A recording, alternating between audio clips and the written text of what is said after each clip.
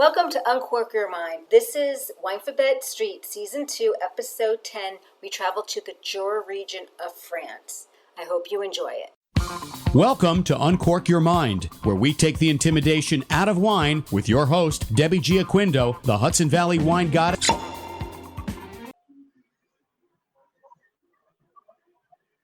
Okay. Hey, Deb. Hey there. How are you? Oh, I'm doing well. Happy Monday. Happy Winephabet Street. Do you have our mascot out there, or is it on this side? No, Elmo is on the East Coast. So he is cheering us along from 3,000 miles away. Or cheering you along 3,000 miles away. Cheering you along, I don't know, what is it now? 200 miles away? Yeah, probably about 200. Something like that. Well, if I go up to New York, you should tell me. I'll swing by your parents and I'll pick it up. That's true. Yeah. I don't know where I'm going up next, but yeah, because and who knows when I'm going back to Jersey. Yeah. And apparently I've been told that when I do go back, I need to not go anywhere for 14 days. Yeah, quarantine for 14 days. So yeah. I don't know. We'll see. It's strange times. Strange times. Yeah. As I keep saying to everybody, everybody asks about the winery or whatever. I'm like, you know what? It sucks, but I'm healthy. I'm happy. Right. We don't have the virus. All is good. Yeah. That's how I think. We don't have the virus. We go into the restaurant. We're only open 3 days a week because, we're not even doing the business in 3 days. Like Friday, we had no sales. Friday night, no restaurant sales. But, we go in, we drink our kitchen wine, and, But I love the kitchen wine series. Absolutely adore it. So anybody who's watching this or listening later on, you have to go to Kitchen 330 on Instagram. Are you doing it on Twitter? Michael, the kitchen wine series is on my Instagram, HB Wine Goddess. Oh, okay, HB Wine Goddess. Yeah, I love it. I absolutely love it. But anyway, today we are here for Winephabet Street, and we are up to the letter J, which completely blows my mind. Yes. We're Season 2, letter J. And we decided this month we are doing a region, and it is the Jura region. And I am going to full out say it here. I've heard of it.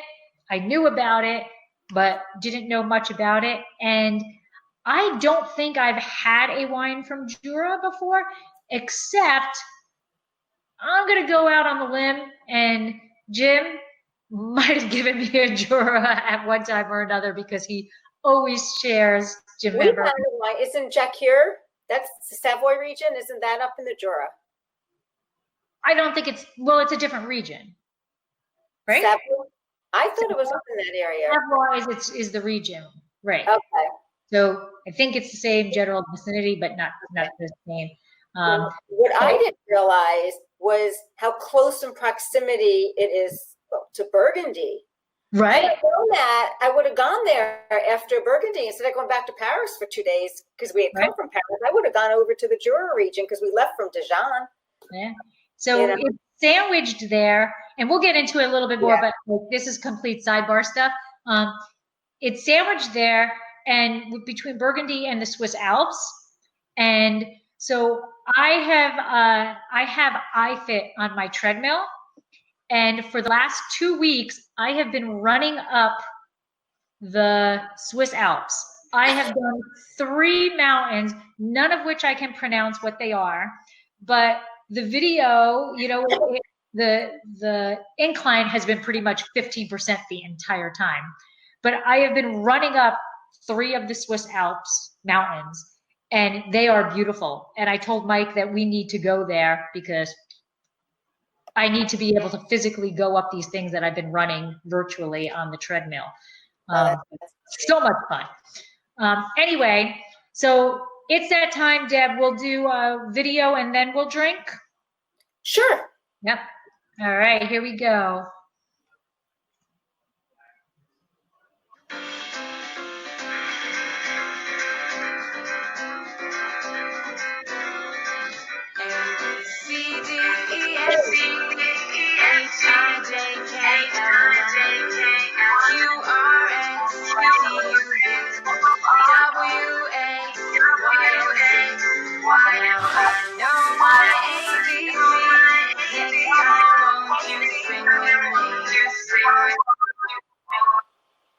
All right. All right. Welcome to Jay. And Jura. I'm in Jura. And this is what I am drinking. And this is what I am drinking. So we both chose Côte de Jura. So what is your wine actually? Mine is a Trousseau. Mine is Jean Bordy. And I'm not gonna spoil it. You're gonna have to wait till the end to hear about mine. Okay. Oh, I was asking what was the grape variety? It's a blend. Oh, it's a blend. Okay. It's a blend. What is yours a blend? No, mine is 100% Trousseau. Oh, okay. Mine's a blend of Trousseau.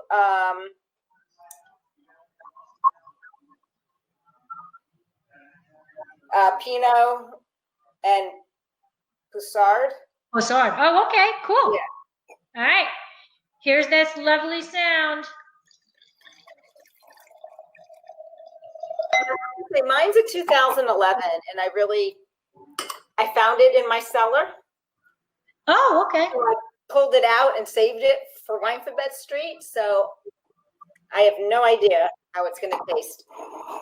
Well, mine is a 2017. Okay, so now look at mine. Look at that. Oh, wow. Yeah, you are. See now, that is aged. That is looking a bit oxidized. So curious, because we'll get into that when we get into. I'll talk about that in the characteristics. And it could be oxidized. It smells it. Yeah. Okay. Mine smells very peppery. Mine has lost all its flavor. It's not really oxidized, but it's very thin. Okay. It's lost all its flavor. Bummer. Very Pinot-esque. It's not showing well on the screen, but it's very light, which is what I learned Jura is about. Very peppery. So now in my research, I was told this ages really well. So I'm kind of surprised. But then the cork,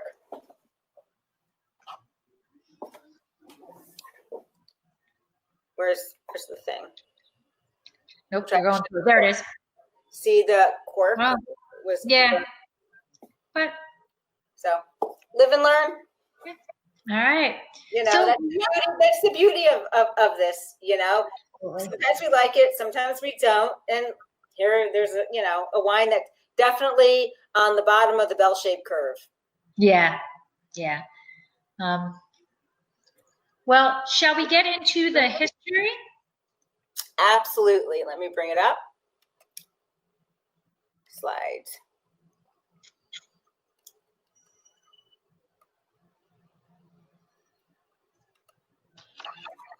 Here we go.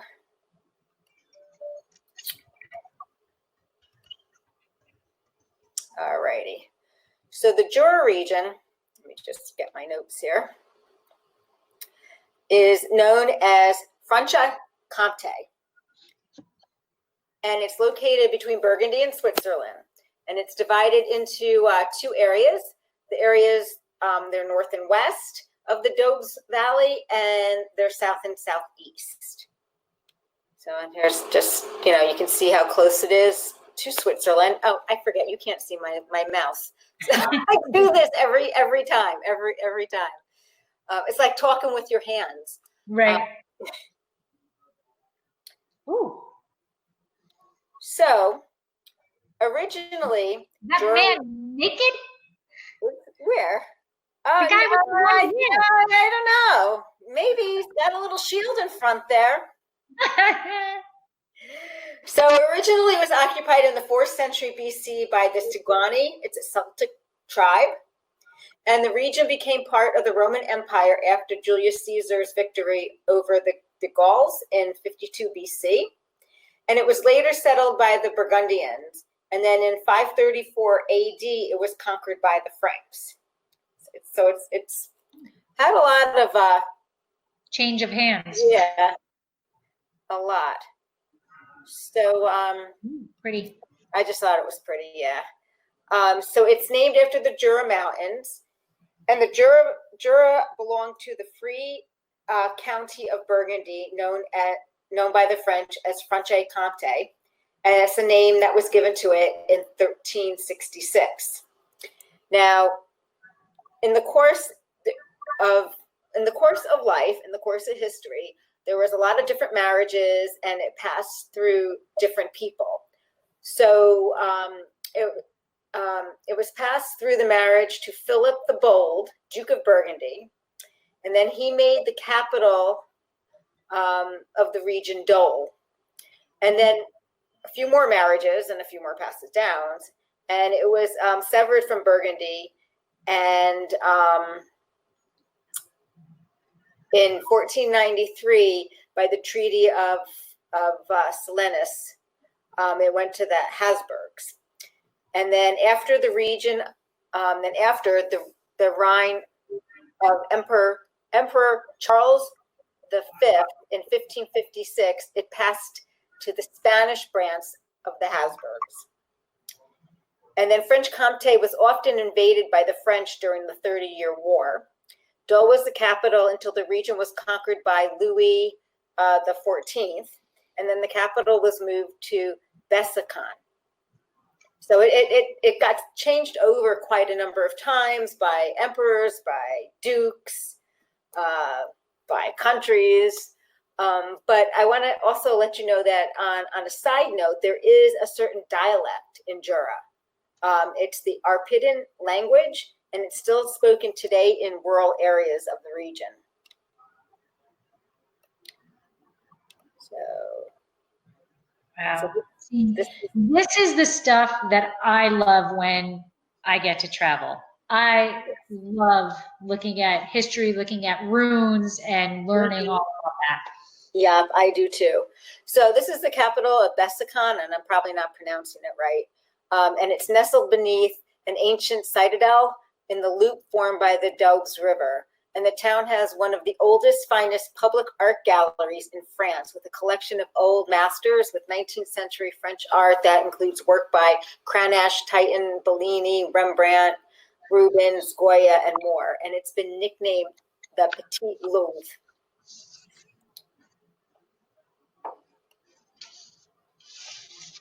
So, where are we here?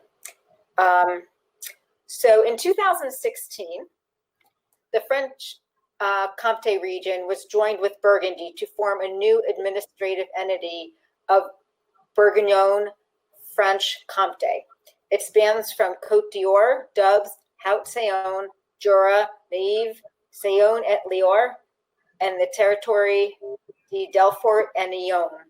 It's bound by the regions of Avignon, Rhône, Alps to the south, Centre to the west, and the Île-de-France and Grand Est to the north. And Switzerland is to the east, and the capital is now Dijon.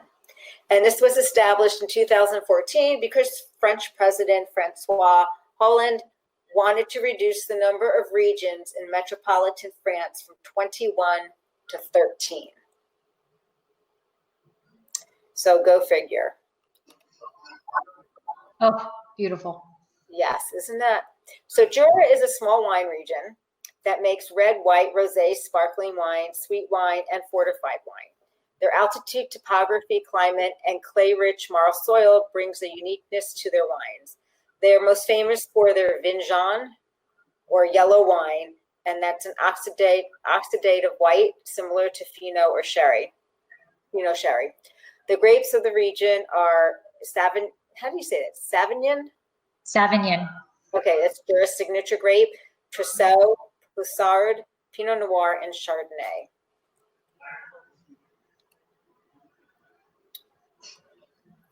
And I thought their yellow wine was really pretty interesting. Yellow wine is made from the Sauvignon grape. Once fermented, it's complete. It's kept for 6 years and 3 months in oak barrels, and it's bottled in a clavan. And its age capacity is one of the most important in the world. And every year, the first weekend of February, a different Jura village hosts the Procès du Vin Jaune, and it's a festival toasting the newly bottled vintage.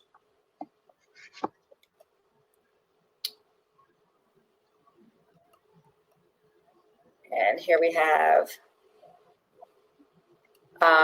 the four main appellations in Jura.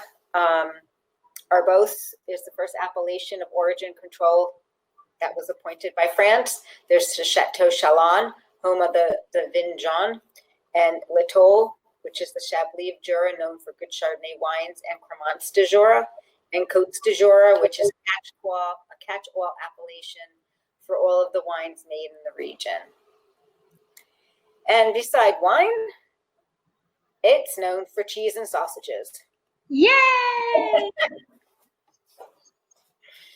So there's a lot going on there. I mean, for, you know, a small, tiny small, tiny region, it's got a ton of history.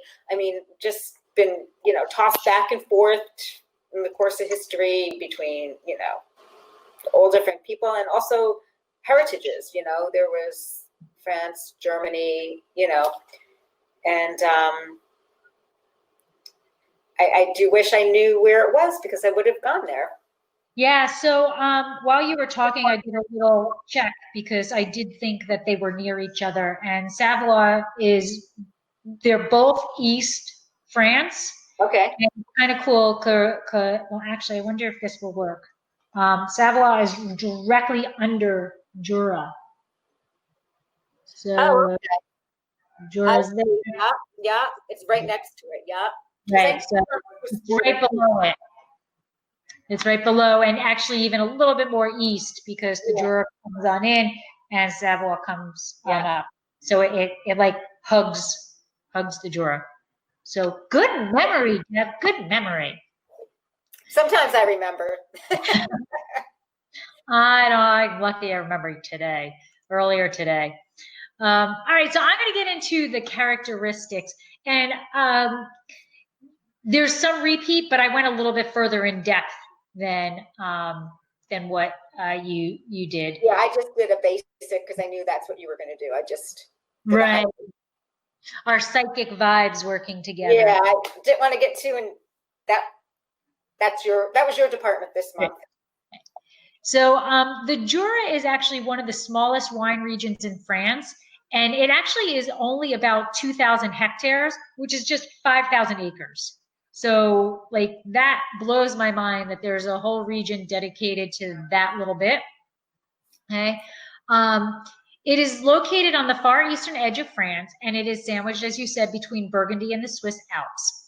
Now, as I was doing research for this, every article that I read, so I can't give credit to all of them, because like I'd have a list of 50,000 names here, but the words that they used to describe Jura were so funny.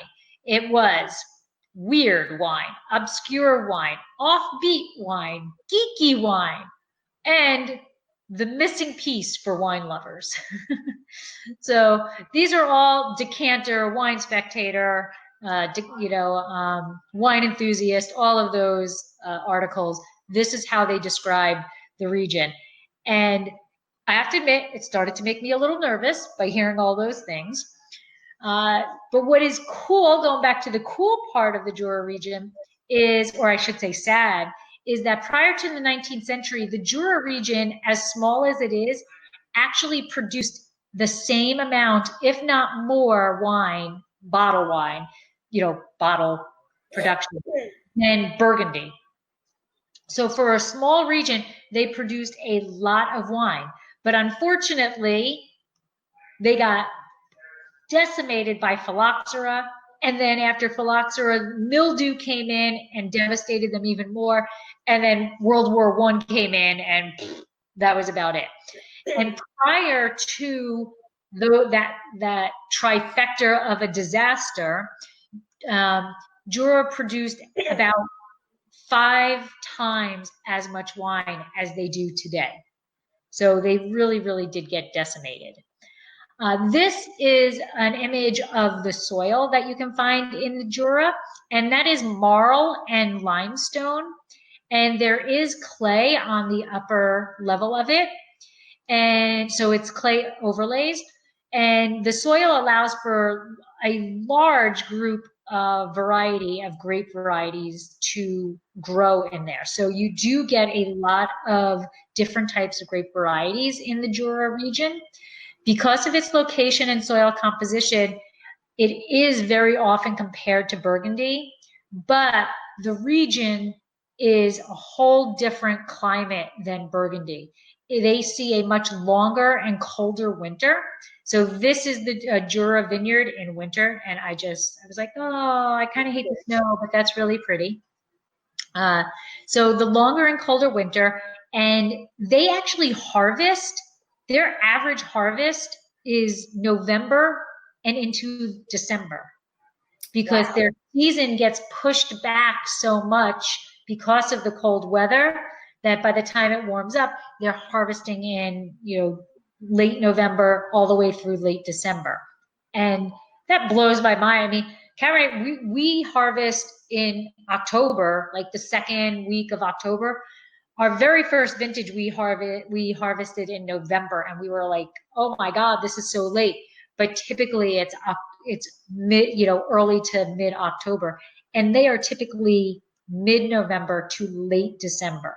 So I'm guessing that kind of like in New Jersey, right? November and December are cold, but we're not really getting that snow yet. We're not getting the consistent temperatures. And with this climate change, it almost seems like we're really not getting significant cold weather till almost late January, February now. Yeah. Mm-hmm. And we have been known now in the last, 5 years to be getting our one major snow blizzard in March. And I know the last two spring sports seasons, which open on April 1st, there was snow on the ground for spring seasons. So our season is getting shifted back. Now, if they're already late, I'm curious as to what that's happening, what the climate change is going to happen to them. So the other thing about this region is because it's so cold that it's very difficult for the grapes to reach ripening, that they are allowed to do chaptalization. So they are allowed to add sugar to the grapes in order to get the wines to the level that they want it to. White wines, and this, I'm going to say this, and I apologize because it's horrible grammar, and it's not very good speaking skills, but I'm going to keep saying I was blown away by this fact because almost everything that I learned about the Jura region, I was like, oh my God, that's kind of cool. Oh my God, that's kind of cool. So they are kind of reversed of what we are in terms of how they age their wines. So their whites are typically aged in oak, but their reds are aged in stainless steel. So their reds are very light, which mine is, and their whites are aged in oak, so you're going to get a fuller body. Now, Jancis Robinson apparently is a big fan of the Jura, and she states that the Jura is best known for their individualized grape varieties. So this is Pulsard, which you said is part of your blend. Yeah. And as she puts it, it makes vivacious rose-scented reds. Their next major wine, which is what I have, is Trousseau, and it makes deeper reds, intriguingly combined pepper and violet scents.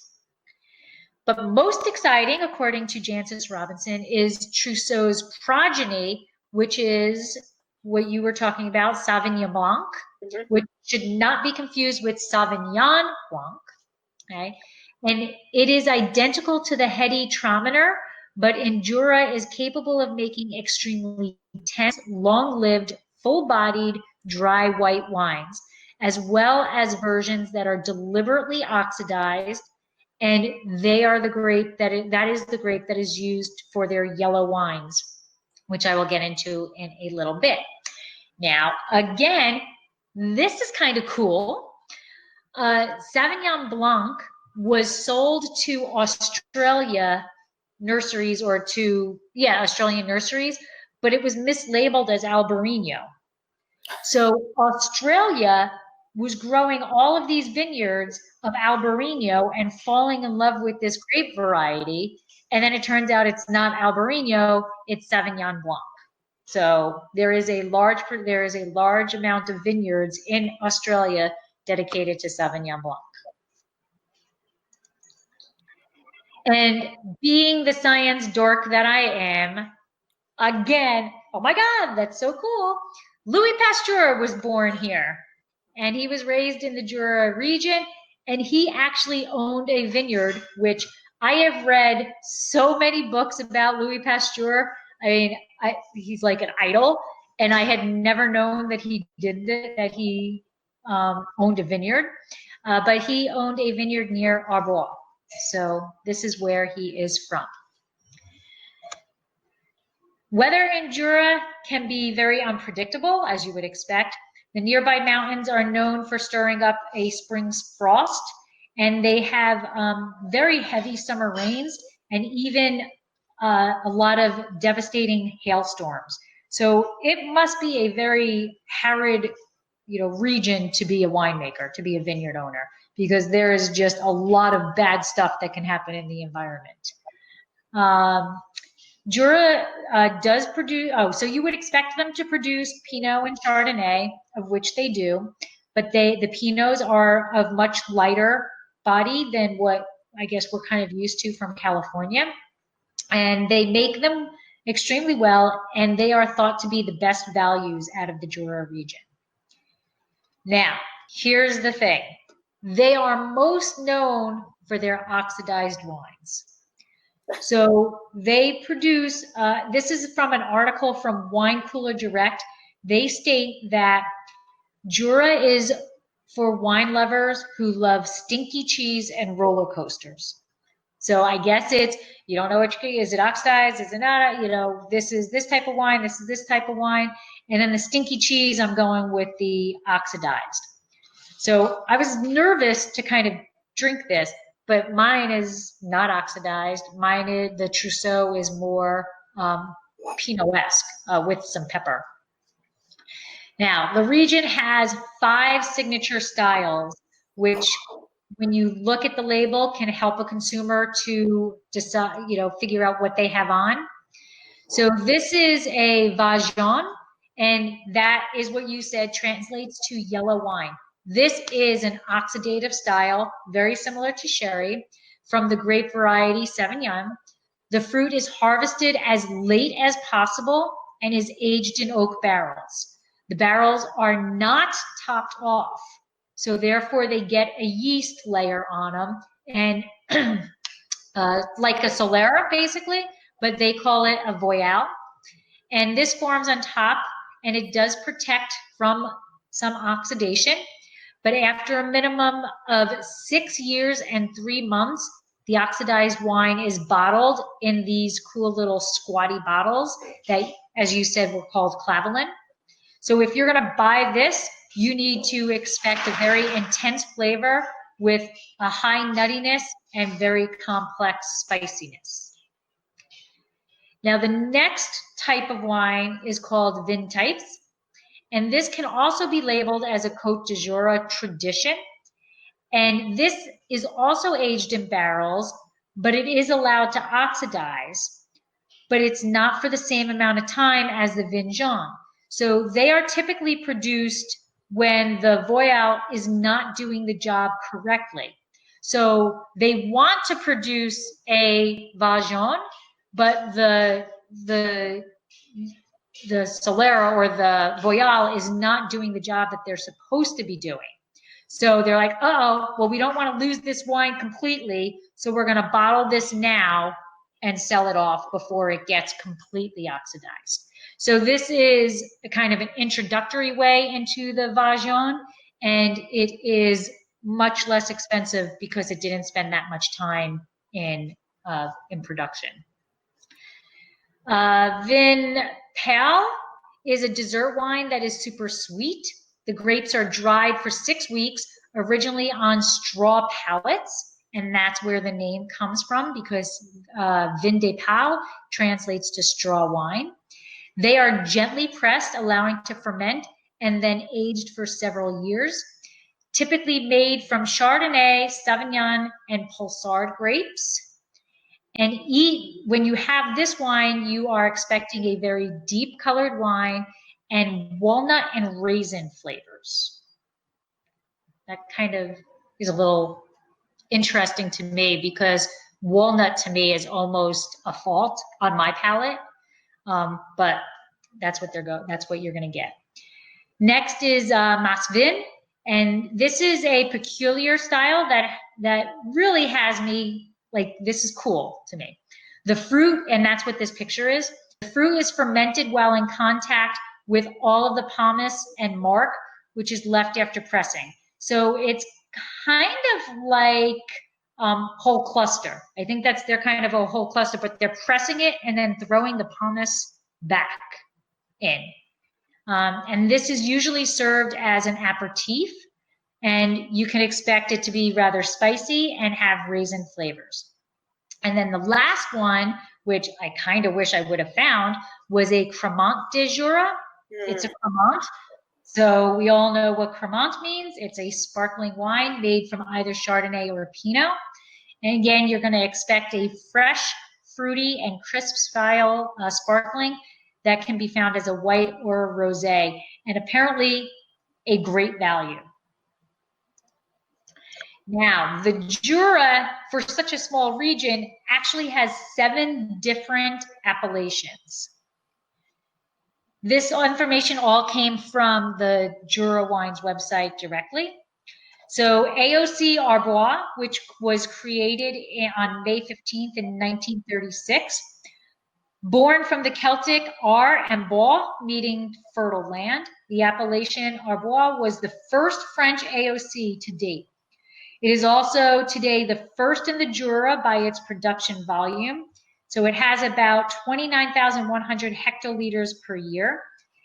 This appellation itself is spread over 12 municipalities with 766 acres.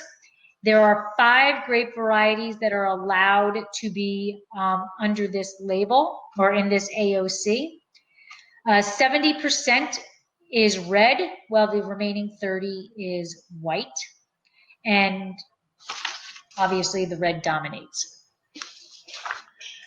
This region is iridescent clay, siliceous, and compact marls.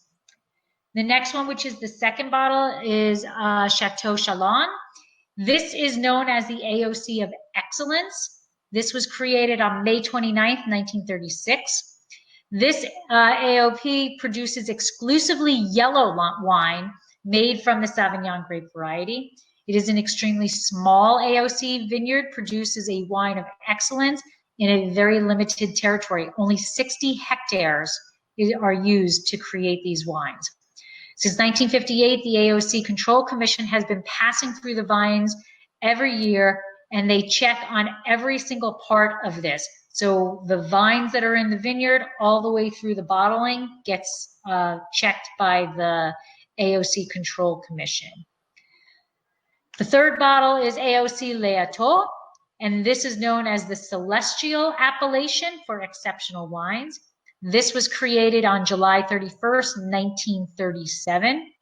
It was named after a star because the village is surrounded by 5 hills forming the branches of the star, so kind of like a pentacross. And because its vines conceal countless pentarcrene fossils, they can be found while working in the vineyards.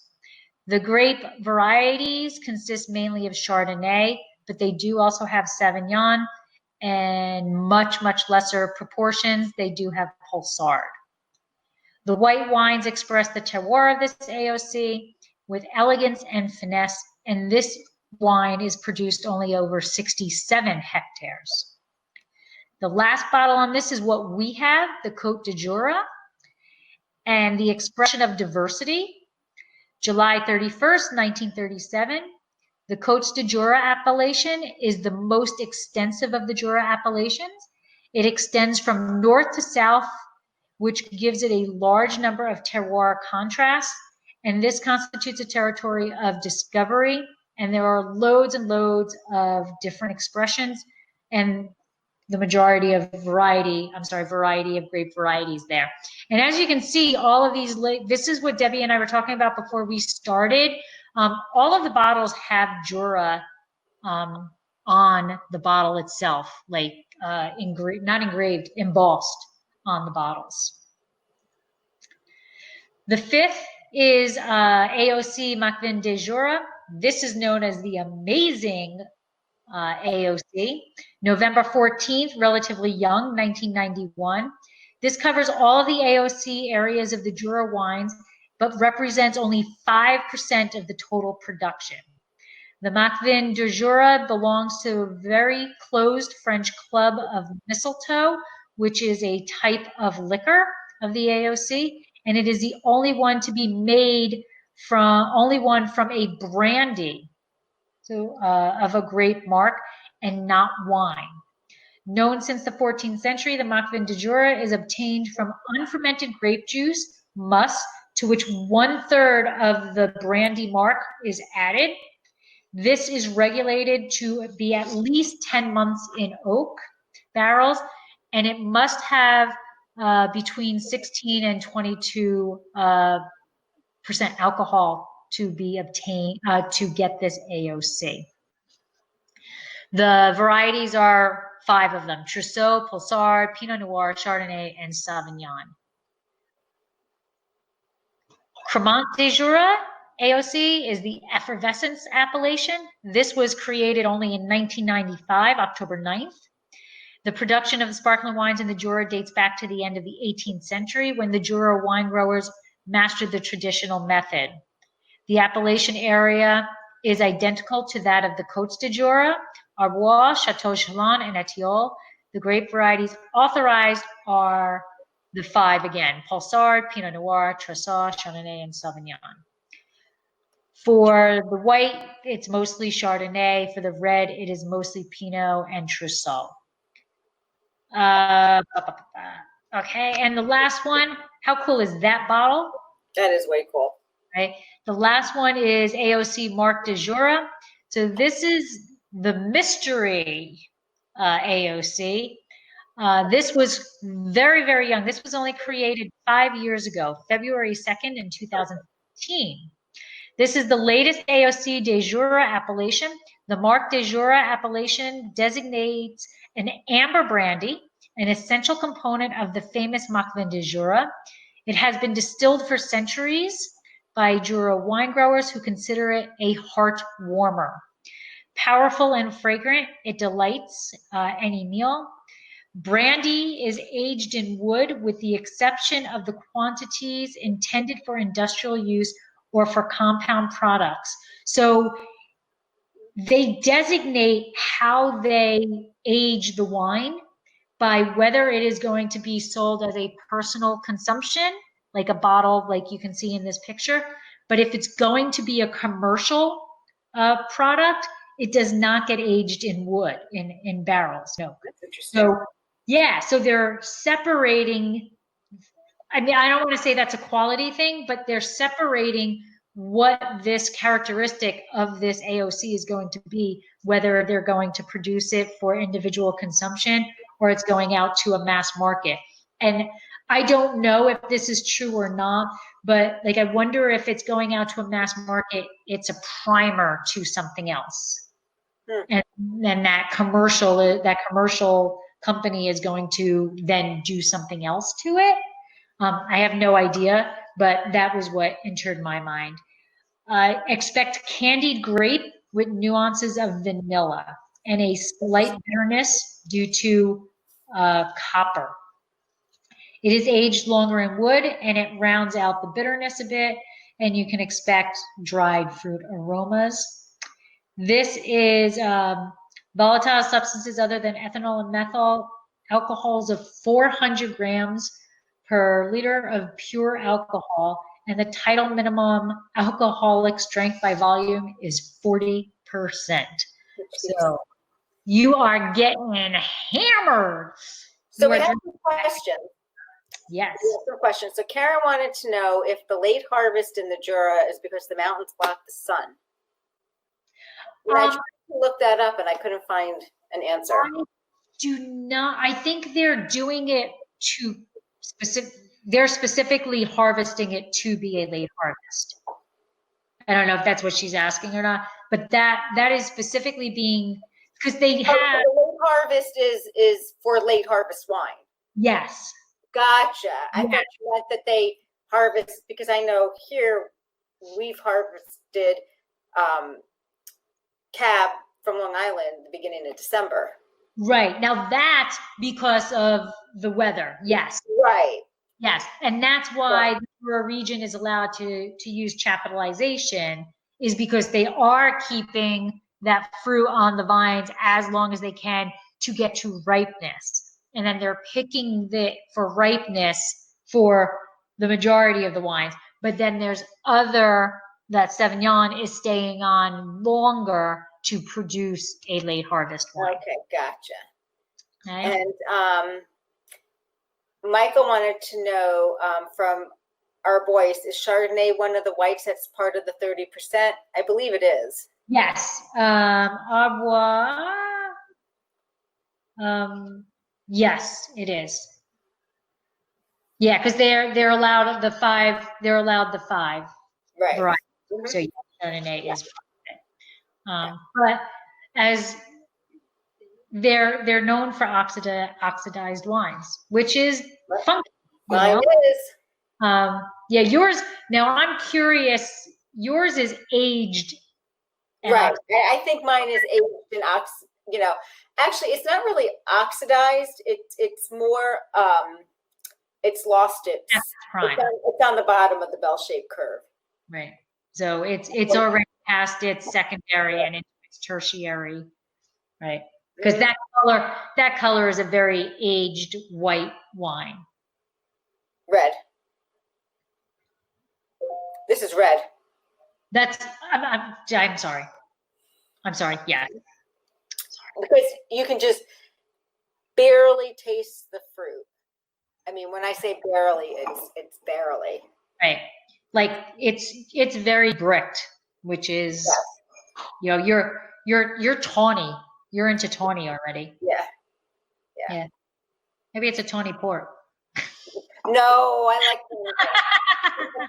it's not. Wrong country, completely wrong country. All right. So I'll talk about, or do you want to talk about your? Sure, I'll talk about mine. I'm sorry to tell you, Deb, I'm enjoying mine. I know. So this is what we're drinking, and for those of you who are viewing this, you can see both of our labels, both of our bottles have the Jura embossed onto it.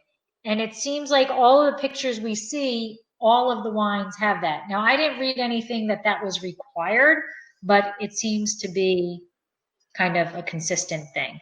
So who do you have, Deb? I have Jean Bordy wines. He's like the oldest in the region. Oh, cool. Yeah. I mean, I have no idea. For all I know, this could be like worth $1,000 for all I know. Too bad it's done. Do you want me to talk about my wine, or? What was that? Sure, go ahead. Oh, okay. So I actually have Well, give me time to drink. Okay, so you drink yours. Mine obviously is on the. It is past its peak. If you see the cork, it's got the wine on it. So I don't know. I can read you what it says on the back, and then I do have a presentation. All right. It says, according to the tradition of the family, I need new glasses. The wine ages slowly during 4 years in old barrels before bottling. The wine is made from 34% Pinot, 33 Poussard, and 33 Tresal. Uncork the bottle 3 to 4 hours before tasting. And that's what I did. That's a lot of decanting. Yeah. So here, let me get my slideshow up for them.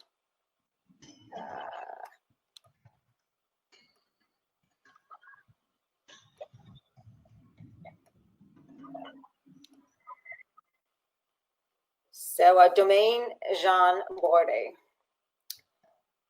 So those are Oh, that's that Clavin. okay. Jean Bordet, as it's known, is one of the oldest domains in the Jura region.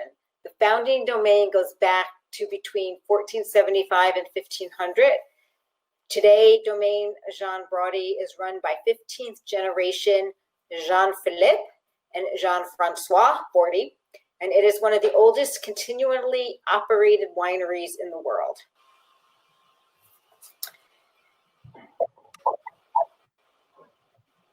Pretty. Yeah. I thought it was a nice picture of the vineyard with the soil.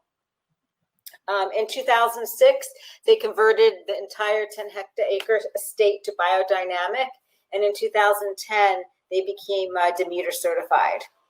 So they put a lot of effort into their vineyards. It's very important.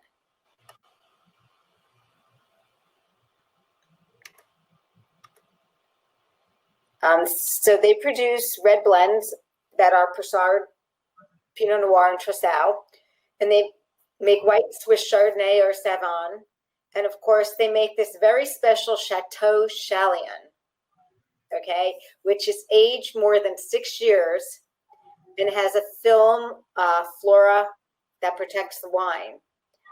And it's got one of the most complex noses that can be found in the wine world. And the Chateau Chalan is a village, and you went on the appellation, whose vineyards produce the most famous yellow wines from the Jura under the appellation of the Chateau Chalan AOC. And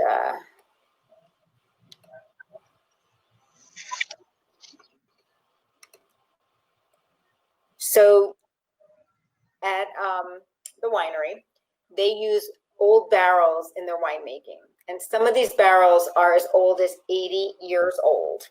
They have a full cellar of old vintages, thanks to all the generations before them. They have a library dating back to 1926. So cool. Yes, and I found that. That's way cool. So I also found that their pricing was very interesting. So they employ what's called like an old school method of offering. So the current release rests in the cellar for 3 to 6 months. So they'll release a portion of what they made. And then every 12 months, they'll release a little bit more of what they made. So like, 3 years later, they still might be releasing, the 2007 wine. And when they re-release them, the price changes. So like if you get say 2019, you get a 2019, say it's $20. In 2020, it's going to be $30. Right. And so they're kind of own on Premier type thing, except you're getting the wine, but yeah. So I thought that was just kind of neat, kind of different, Is that them specifically, or is that? Did you see if that was a? That's them specifically. Oh, okay. They call it an old school method by offering first trace pricing on the current release and then putting the rest in the cellar, and then then they release it in increments. Oh wow. Yeah. So like I said, my wine is the blend. The vineyard size is 3.2 hectares. The soil is red clay and gravel. The average age of the vines that the grapes come from are 30 to 40 years. They are biodynamic Demeter certified. They harvest by hand. 6 to 10 day whole cluster fermentation with natural yeast. Second fermentation before adding to barrels. 48 months in old oak. And that's about it. Interesting. Yeah. Interesting. So, but from what I understand, they're supposed to be age worthy, but mine age worthied out. That happens sometimes. Yeah. More times than I have to say than they should. Yeah. Well, you said it was an 11? 11. So it's 9 years old. Yeah, when you're saying age worthy, you don't really think 9 is age worthy. No. When I say like, maybe it was. Well, like they have a cellar dating back to 1926. So. Right, but you do have to remember when they're saying certain things like that cellar has been imperfect. Those wines have not been Right. touched. But you don't know that they might open it and it might be a right. Too. Right. Yeah. I'm assuming they've changed corks. Probably. I don't know about that. No, you have to change corks like 20 years. Right? I mean, I don't know. I don't know, but 9 years is not what I would expect. That is seriously bricked. Yeah. Maybe that was a bad bottle. I don't know. Like I said, I have no idea where I got it from. I just happened to be rummaging through my cellar one day and I saw it. I said, I got to take this for Winephabet Street. And it doesn't sound like that. Like the Cremants de Joura doesn't seem to be the oxidized wines. Right. No, it's not. Right. So, all right. So once again, I have Frederic Lornay, Charles Rouget, Cremants de Joura Trousseau, which is a 2017. And I did kind of try to figure out who Charles Rouget was. I don't know why it's named that. Not gonna lie, I didn't spend a whole lot of time going down the rabbit hole, but I don't know. The winery is Frederic Lornay. Oh, that's pretty. Isn't it? Yeah. So this is what the winemaker states about this wine. Light ruby in color. I will definitely give him that. Aromas of red fruit and spice. I will give him that.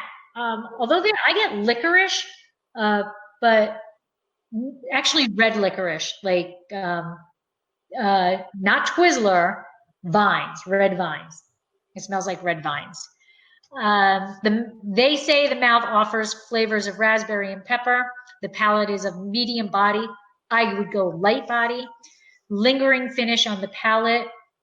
I think it's a little short on the finish. Pair with duck confit, rabbit, and brie cheese. So I'm only doing the brie. Based in the heart of Arbois, in the hillside village of Montagny-les-Assures, Fred is the second generation winemaker, taking over the 1 hectare vineyard owned by his father, Roger Lornay. Roger was also the mayor of Montagny.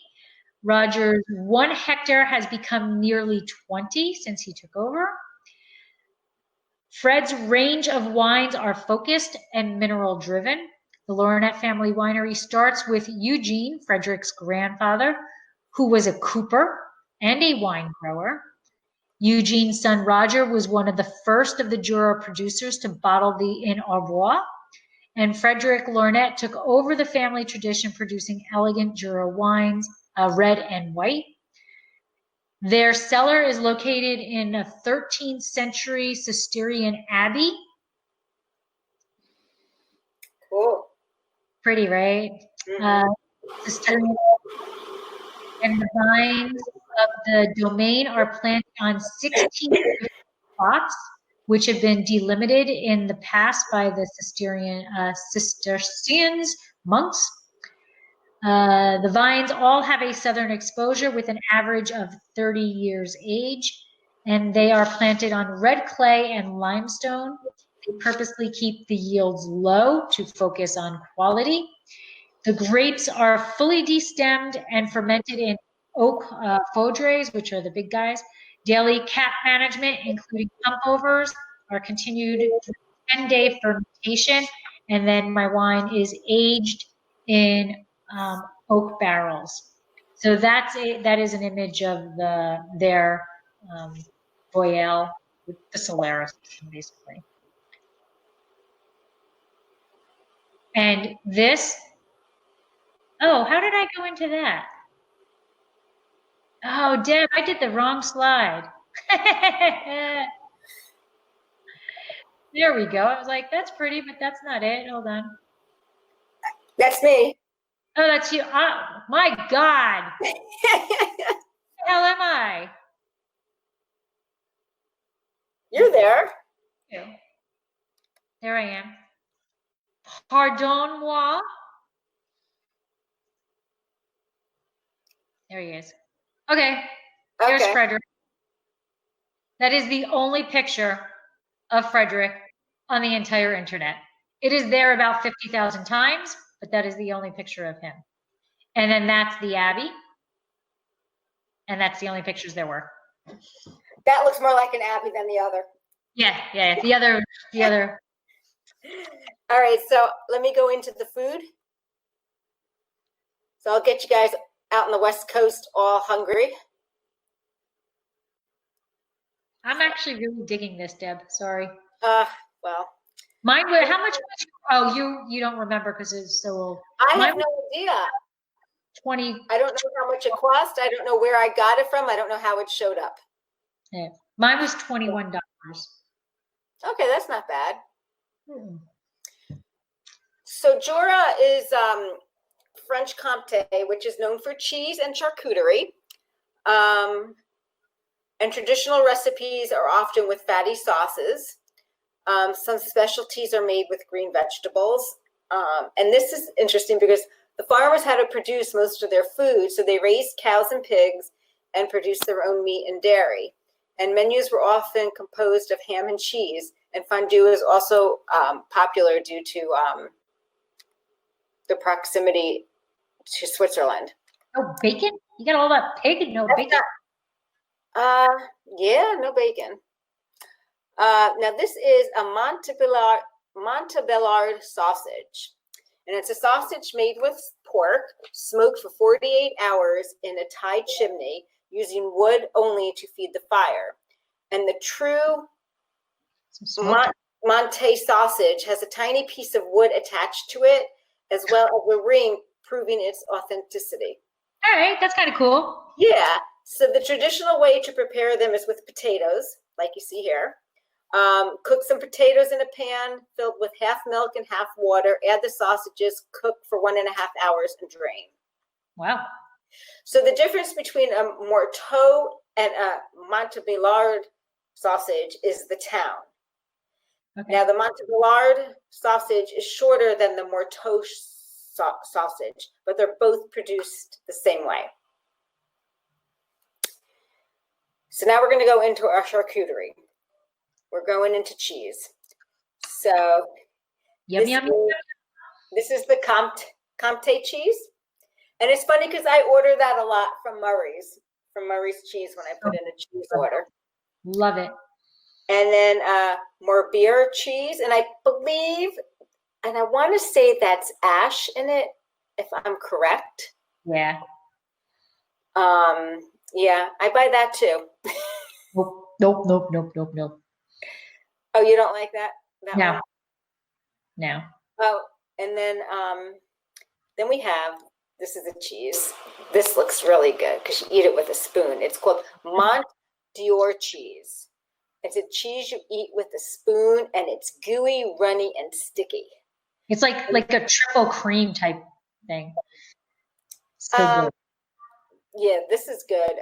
So it's named after Mont Dior, which is a golden mountain in the Jura region. It's a raw milk cheese that's produced only between August 15th and March 15th. It has a unique nutty taste from the spruce bark it's wrapped in. There are only 11 factories in the Jura region licensed to produce this cheese. It's a protected cheese, so you can eat it hot. You just stick it in the oven for 8 minutes. Drooling. I know. So now this is like a type of blue cheese, bleu de Guet, and it's also called bleu de Haute Jura.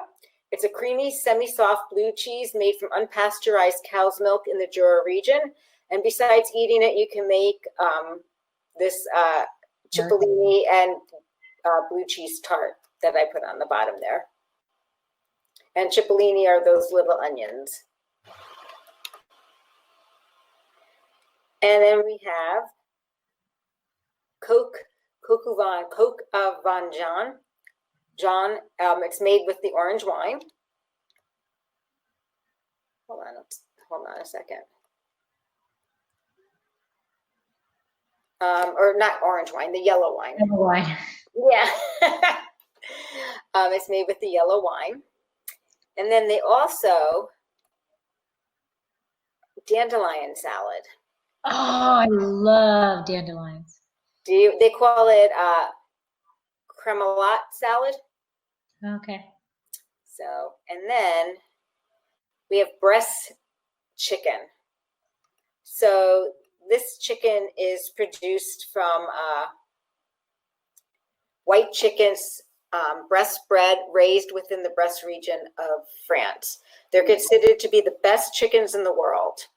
And they have a genetic lineage that allows them to metabolize their food in a unique way, which helps to create a different flavor as well as meat and fat growth pattern. Additionally, the meat to bone ratio is vastly different from traditional chickens because their bones are quite thin and dainty. Oh, so if you can find this chicken, I would definitely give it a try. Because it's like Kobe beef, I guess you would say. It's the Kobe beef of chicken. See, there's so much coolness about this region. Yeah, I mean, when I was doing the food, I'm like, I got to talk about the food from the region. The cheese, because the sausages. I thought that was really interesting with the sausages. So much coolness going on. So much coolness. All right, well, we are at that time that we're about to wrap it up. So we've got fast facts for you. So we'll start this slideshow again. Fast facts. The name Jura is derived from Jura, a Latinized form of the Celtic them jure for forest. Somewhere I also read that it's also linked to Jurassic, but I couldn't find that in multiple places. So throwing that out there, don't know how true that is. The land under Vine occupies a very small area among the foothills of the Jura, amounting to about 2,000 hectares. And as I said earlier, it used to be almost 5 times that prior to the phylloxera, mildew, and World War I. Vin Jaune translates to yellow wine, and that's the oxidative style similar to sherry from the grape variety Sauvignon. These guys just crack me up. Every February, a different village in the Jura region hosts the Percée du Vin Jaune.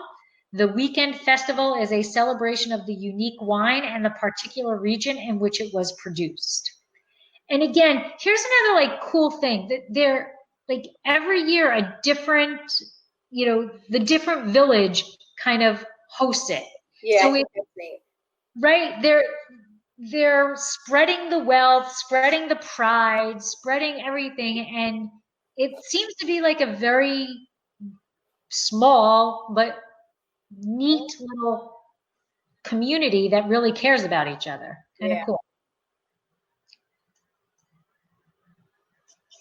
And wine isn't all that France's Jura region has to offer. In addition to the Vin Jaune and Pulsard grapes, the Jura region is also known for fine cheeses, especially the Gruyere and Comte. And little added fast fact, the Laughing Cow is from the Jura region. Yeah, I saw that. The Laughing Cow. So that is Jura. So I suggest if anybody is visiting Burgundy and going out down that way, take a couple days afterwards and just hang a right and go to the Jura region. Yep. And when I go and really hike my Swiss Alps, I'm going to the left. Well, thank you, Renee. So for next week, here's the link for next month. So we have some exciting news for next month. Again, we are going to be sponsored next month. And we are going to be talking the letter K. And I'm going to say it wrong, and I should have checked how to say it. But we are going to be sponsored by, Deb, the winery? Oh, the winery. Yeah, actually, I do have it right here. It is Draceana, Dreszla. And we're going to have the winemaker. It's a female winemaker. By Edit. BAI is her first name. EDIT is her last. So really excited. And so join us. Debbie put the link in. What's the date? I did. What is the date? The date is 21st. I think so. I'm looking at the thing. It says I don't know. I think it's the 21st. It's the 3rd. Something's not working here right with things, so I'm going to have to fix that. Okay. It's the 3rd Monday of the month. Yes, it's the 3rd Monday of the month. Yeah, Monday, August 17th. Oh, 17th. Okay. Yeah, and I don't know why this isn't, well, I'll have to fix this after. Oh, here it is, because I didn't hit register. Duh. What an idiot I am. Oh. All right, so thank you everybody for joining for J for Jura. I found it to be a really cool learning experience for me. I hope you guys too. And yeah, we'll see. We don't want to keep you much longer than, we've already surpassed our hour. Yeah. So thank you so much. We will see everybody next month. If you grab a bottle of Jura, please, be sure to tag Debbie and me. And, definitely. And let me know how you enjoy it, since I didn't get to enjoy mine. Yeah. That's all right. We'll see everybody next month. And have a great week. Stay safe. Deb, I'll send you a link. Okay. See ya. Bye.